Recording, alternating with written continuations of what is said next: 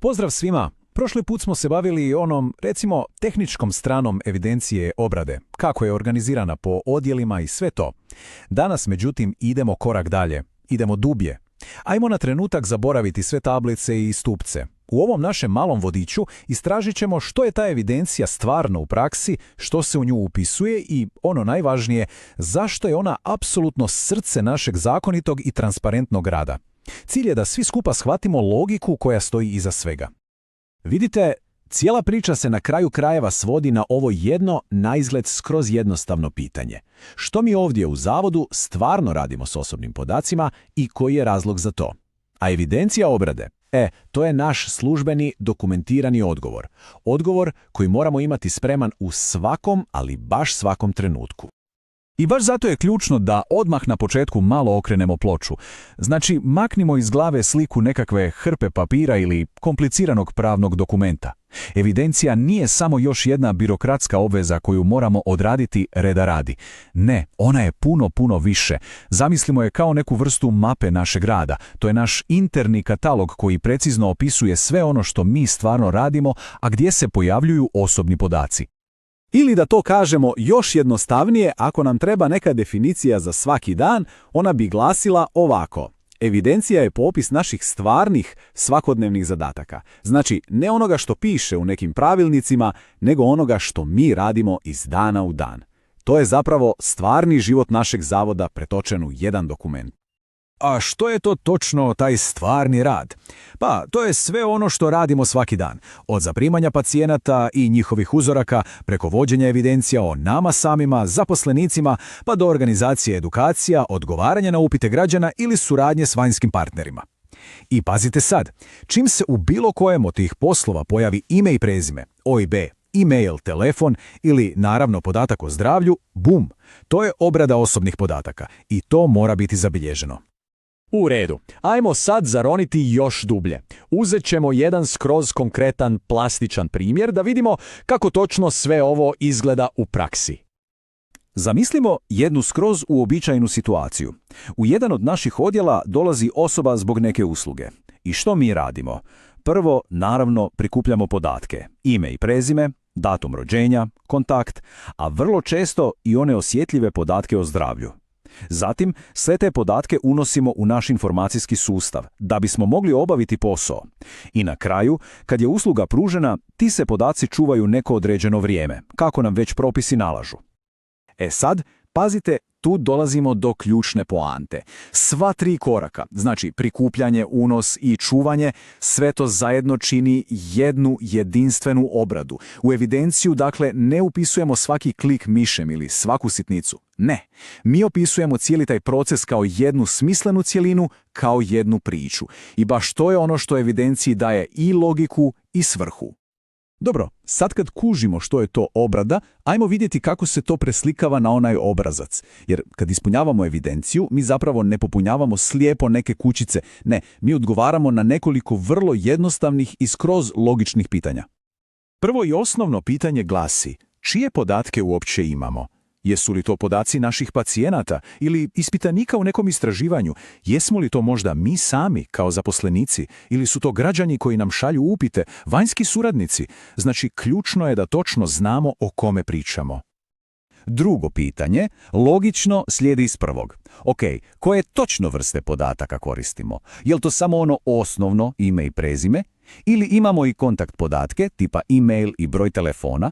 Ili, što je kod nas jako često, radi li se o onim posebnim, super osjetljivim kategorijama, kao što su podaci o zdravlju? I evo ga, treće, i ovo je apsolutno najvažnije pitanje od svih. U koju svrhu mi koristimo te podatke? Ili, da kažemo još jednostavnije, zašto su nam oni uopće potrebni? Na ovo pitanje moramo imati kristalno jasan odgovor.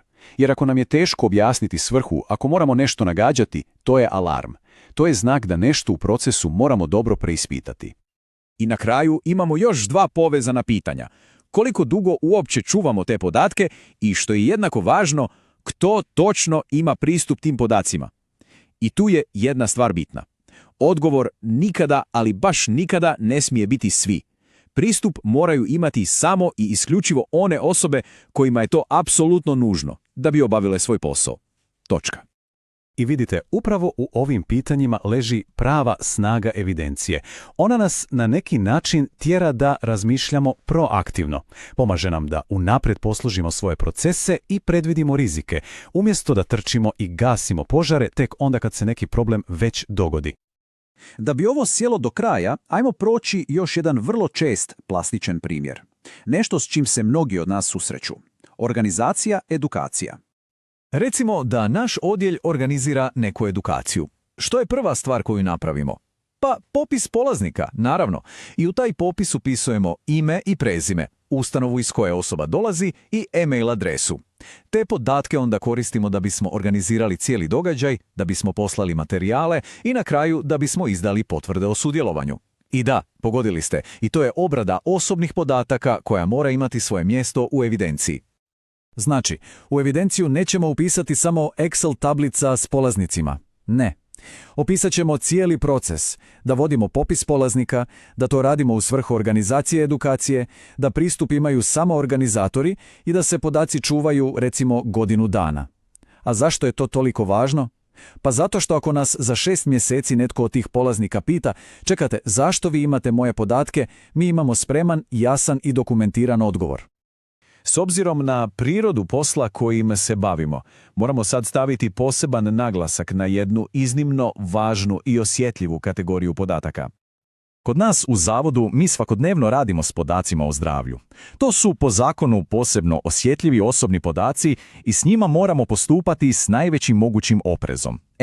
Zato naša evidencija obrade mora biti naš štit. Ona mora kristalno jasno dokazivati da se ti podaci koriste isključivo za točno određene, zakonom propisane svrhe, da im pristup ima strogo ograničen broj ovlaštenih osoba i da se brišu čim prestane potreba za njihovim čuvanjem. Evidencija je u tom smislu naš ključni dokaz. Ona potvrđuje onaj temeljni princip našeg rada, a to je ne radimo više nego što trebamo, nego radimo upravo onoliko koliko je opravdano i nužno.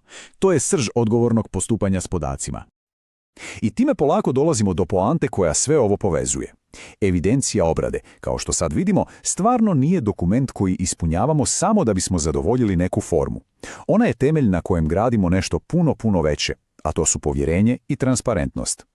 Jednom kad imamo kvalitetno popunjenu evidenciju, ona postaje izvor svih informacija o privatnosti u zavodu. Pogledajmo ovaj tijek. Iz detaljnog opisa u našoj internoj evidenciji mi pišemo našu javnu politiku privatnosti. Na temelju nje informiramo građane na našim web stranicama. I konačno, kad nam stigne upit od nekog građanina, odgovor se ne izmišlja u hodu. On se vadi izravno iz evidencije koju smo mi u odjelima popunili. I za sam kraj, važno je da svi razumijemo kako je ovaj proces postavljen konkretno kod nas u zavodu i tko tu ima koju ulogu. Kod nas u zavodu evidencija obrade, kako se to kaže, živi u odjelima. Ažuriraju je članovi tima, dakle mi sami. Zašto? Pa iz vrlo jednostavnog razloga. Nitko ne poznaje naše stvarne procese i način rada bolje od nas koji ih svakodnevno obavljamo. Onda se na razini cijelog zavoda sve te pojedinačne evidencije spajaju u jednu veliku cjelinu. To nam omogućuje da imamo potpun pregled i da možemo brzo i točno odgovoriti na bilo kakav upit ili nadzor. I baš zato je apsolutno ključno da ono što upišemo bude stvarna slika, točno, jasno i ažurno. Dakle, da ponovimo za kraj, koje su ključne uloge te naše evidencije? Ona nije samo neka administrativna formalnost. Ona je, kao prvo, naš interni katalog informacija. Kao drugo, realan pregled našeg stvarnog rada. Treće, temelj je za transparentnost prema javnosti. I četvrto, i najvažnije, naš je ključni dokaz da s podacima postupamo zakonito i odgovorno. Što je naša evidencija jasnija i točnija, to je naš rad sigurniji i za građane čije podatke čuvamo i za sve nas u zavodu. Hvala.